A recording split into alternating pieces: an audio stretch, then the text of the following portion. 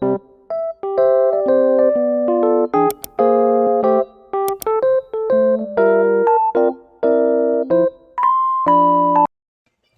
day, ma'am, and good day, classmates. First of all, I want to introduce my name. I am Jendi Mayola from BSED English 1B. So, I want to discuss about the instructional view, language, and teaching in learning.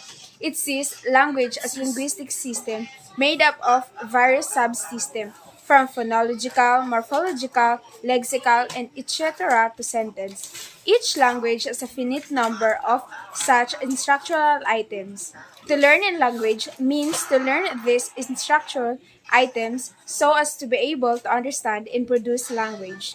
Second, functional view. Functional view, it sees language as a linguistic system but also as a means for doing things. Most of our day-to-day language use involves functional activities, offering, suggesting, advising, apologizing, and etc. Therefore, learners learn a language in order to do things with it. To perform functions, learners need to know that combine the grammatical rules and the vocabulary to express nations that perform the functions. International view. International view, it considers language as a commutative tool whose main use is to build up and maintain social relations between people. Behaviorist theory. It can be learned the same way as an animal is to train to respond to stimuli. This theory of learning is referred to as behaviorism. One influent result is the audiolingual method, which involves the listen and repeat drilling activities. The idea of this method is that language is learned by constant repetition and the reinforcement of the teacher. Mistakes are immediately corrected, and correct utterance are immediately praised. The second theory, cognitive theory. The term cognitism is often used to describe method in which students are asked to think rather than simply repeat. It is from Noam Chomsky. According to his theory, language is not a form of behavior. It is an intricate, rule-based system, and large part of language acquisition is the learning of this system. A language learner acquires language competence which enables him to produce language. Last theory, constructivist theory. The constructivist theory believes that learning is a process in which the learner constructs meaning based on his her own experience in what he or she already knows. It is believed that education is used to develop that mind, not just to recall what is learned. Social constructive theory is similar to constructivist theory.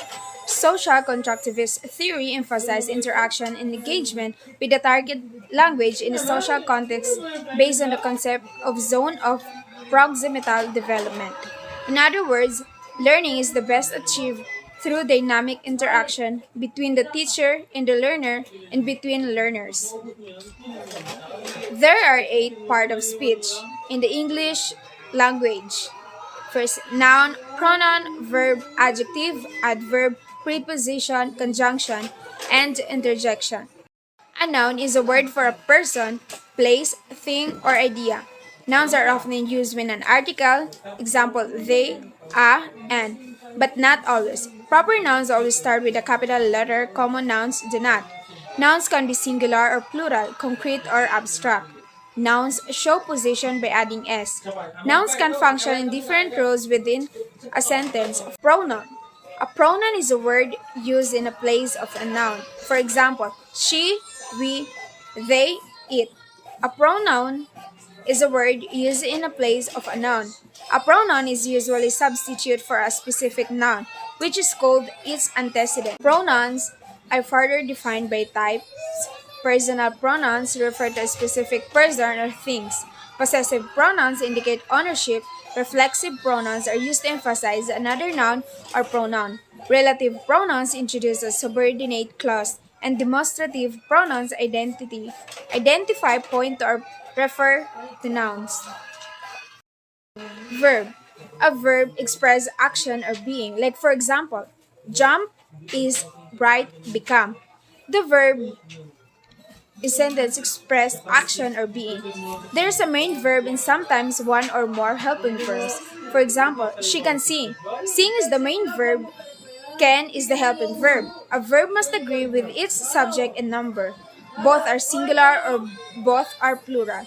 Verbs also take different forms to express things. Adjective. An adjective modifies or describes a noun or pronoun. Like for example, pretty, old, blue, smart.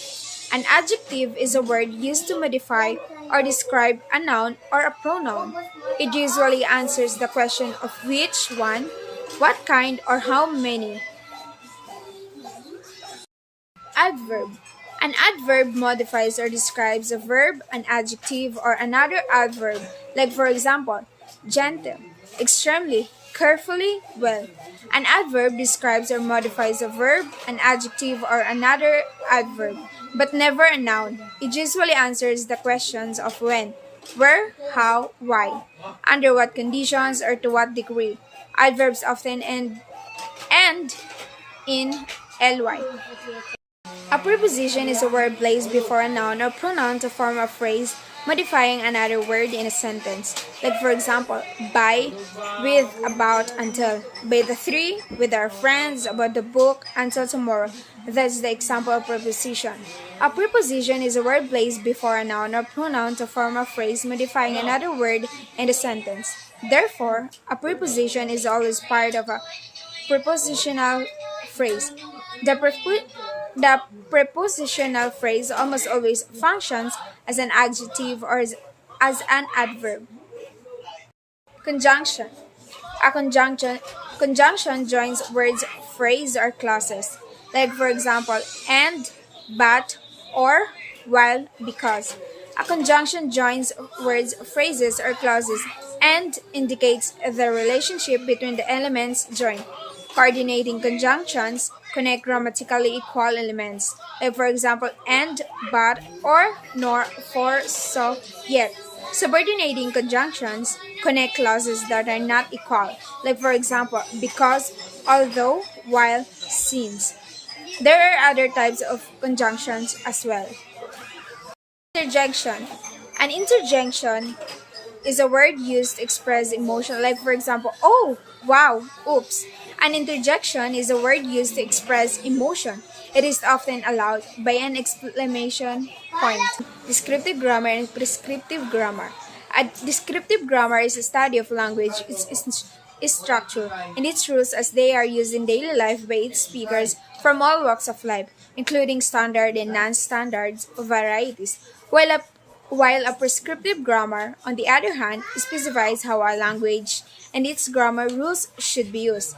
A prescriptivist view language implies a distinction between good grammar and bad grammar, and its primary focus is on standard forms of grammar and syntactic constructions. In linguistics, the term synchrony and the diachrony refer to two different approaches in linguistic research with respect to the periods of time considered in the research in question. The synchronic approach means studying any aspects of language solely in one particular period of time, typically the present, without taking into account other periods of time in that language history. For example, studying the usage patterns of double negatives in English. Example, I ain't got no money. In the early 21st century, without looking into the usage patterns of double negatives in English prior to the 21st century, most fields in linguistics typically employ synchronic approaches as to not lose focus in their research.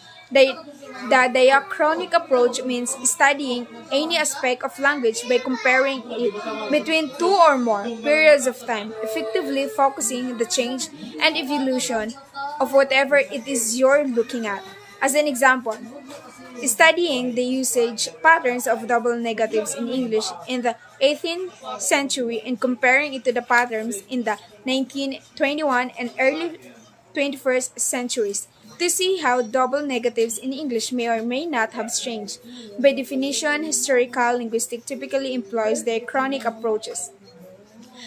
The difference between the oral communication and the written communication. Oral communication is the way of passing on messages or reports from dispatcher to the receiver with the help of word of mouth. In contrast, written communication is communicating messages or information to writer and the receiver through a printed form. Oral communication takes less time to get ready and deliver messages, whereas written communication take longer to organize passing messages.